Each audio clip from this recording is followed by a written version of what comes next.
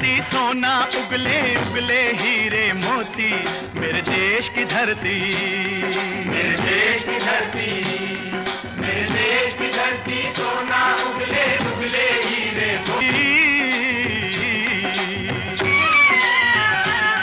मेरे देश की धरती सोना उगले उगले हीरे मोती, मेरे देश की धरती, मेरे देश की धरती, मेरे देश की धरती सोना उगले उगले हीरे मोती, मेरे देश की धरती। नमस्कार, आपण आलात आष्टी तालुक्यामध्ये MIDC मध्ये।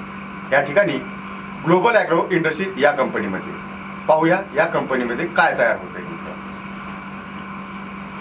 नाव घेऊ द्या त्याचं। नमस्कार। फार दिवसापासून इच्छा होती की तुमच्याकडे यायची, पाहायचं होतं की नेमकं काय काय उत्पादन होते आपल्याकडे। सर, आपली कंपनी जी आहे ग्लोबल ॲग्रो इंडस्ट्री ही ॲग्रो बेस कंपनी आहे आणि या कंपनीमध्ये आपलं जे उत्पन्न आहे उत्पादन आहे ते चक्की आटा, मैदा, सुजी, रवा आणि फूडधान्य हे ग्रेडिंग करणं आणि पॅकिंग करणं आणि हा माल ग्रेडिंग करून शेतकऱ्याचा माल हा ग्रेडिंग करून मार्केटमध्ये सप्लाय करणं। हा, एक मला प्रश्न विचारायचा सर की बहुतांशी अशा कंपन्या पण मोठ्या मोठ्या शहरामध्ये पाहिल्या जातात, नगर सारख्या किंवा पुण्याच्या ठिकाणी। असं तुम्हाला काय वाटलं की आपण आष्टी तालुक्यामध्ये सुरू करावं? कारण मी स्थानिक आष्टीचा आपला ग्रामीण भाग आहे आणि आम्ही आष्टीतलाच आहे स्थानिक। आणि मला इकडे येण्यामागे माझं एक कारण असंही होतं की आपल्या स्थानिक लोकांना रोजगारही मिळेल आणि हे पण उत्पन्न पण कमी खर्चामध्ये निघेल।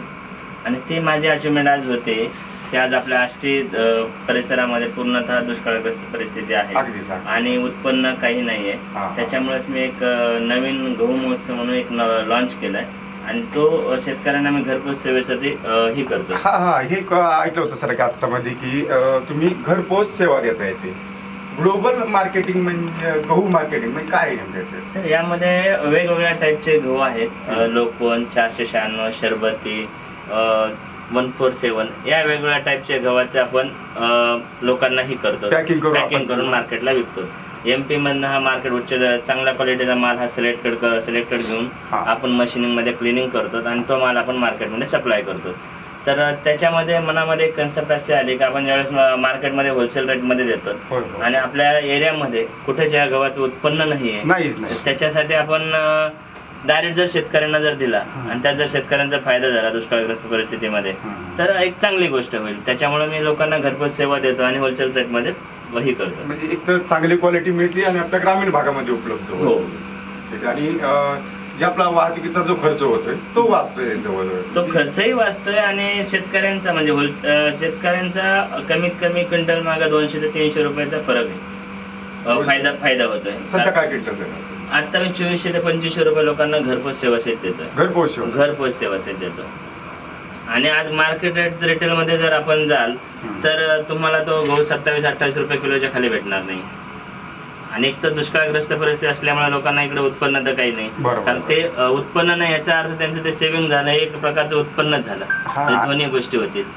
हे चांगलं तुम्ही व्यासपीठच म्हणून आपण गावाचं खेळ त्याला लोकांपर्यंत पोहोच करताय की दुकानात जायचं त्याची क्वालिटी आपल्याला कळत नाही, काय नाही, पण आपण ते दुकानदारावरती विश्वास ठेवून आपण तो घेत होतो। हा प्रश्न फार तुम्ही छान विचारला। त्याचं कारण असं आहे मी 2013 पासून या धंद्यामध्ये असल्यामुळे तर मी जे गहू सिलेक्टेड करतो म्हणजे कोणत्या गव्हाचा आटा होणार, कोणत्या गव्हाचा पॅकिंगसाठी होणार आणि कोणत्या गव्हाचा आपण ही करणार, लापशी भरडा करणार, सिलेक्टेड गव्हाची आमचा जो अनुभव आहे तो 2013 पासून जो अनुभव आलेला आमच्यामुळे, त्यामुळे आम्ही लोकांना खात्रीशीर सांगतो हा जर गहू तुम्ही माझ्याकडनं नेला आणि तुमच्या गव्हात जर चपाती नरम नाही राहिली तुम्ही मला वर्षभरात कधी द्या, मी तुम्हाला गहू पूर्ण बदलून देण्याची सुद्धा जबाबदारी मी घेतो।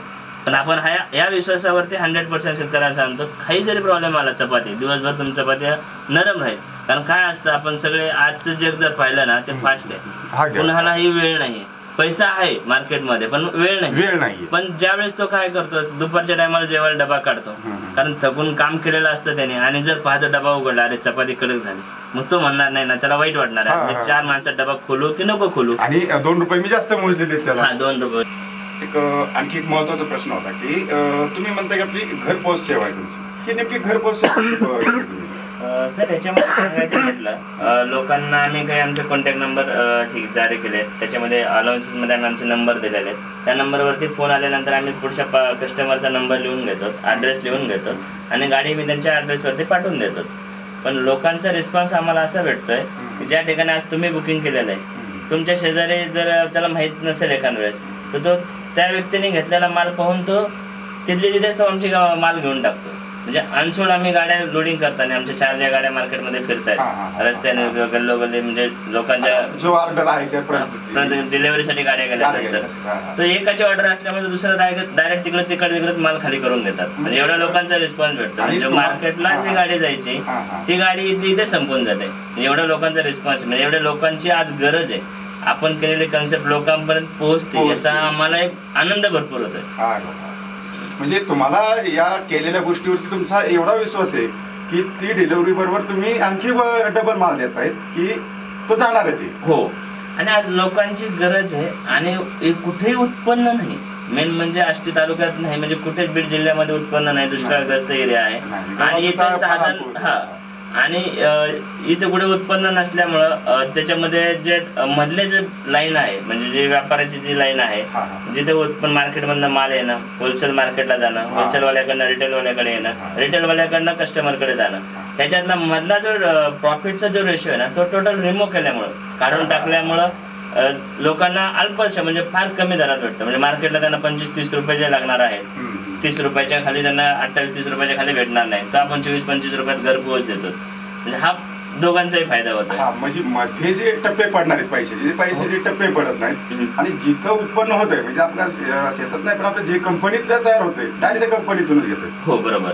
व्यापाऱ्याकडनं जाता आपण डायरेक्ट कस्टमरच्याच हातामध्ये डायरेक्ट कस्टमरच्या हातामध्ये आपण देतो. त्याचा वाहतुकीचा खर्च वाचतोय, त्याचा वेळ वाचतोय, सर्वांचा वेळ वाचतोय. याच्यामध्ये दोघांचा वेळ वाचतोय. मी माझी गाडी होलसेल मार्केटला पाठवणार, त्याच्याऐवजी मी डायरेक्ट कस्टमरकडे पाठवली तर त्याच्यामध्ये मला डायरेक्ट कॅश अँड कॅरी मध्ये मलाही पेमेंट मिळते.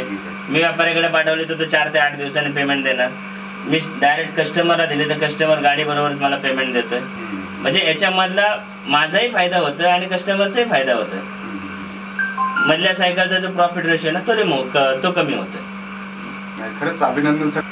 आपण पाहताय की आष्टी सारख्या तालुक्यामध्ये भयानक दुष्काळ पडलाय, तर त्याच्यामध्ये एकतर पाऊस कमी असल्यामुळे इतर गोष्टीचे उत्पन्न नाही आणि गावाचं तर फार अजिबातच उत्पन्न नाही आपल्याकडे.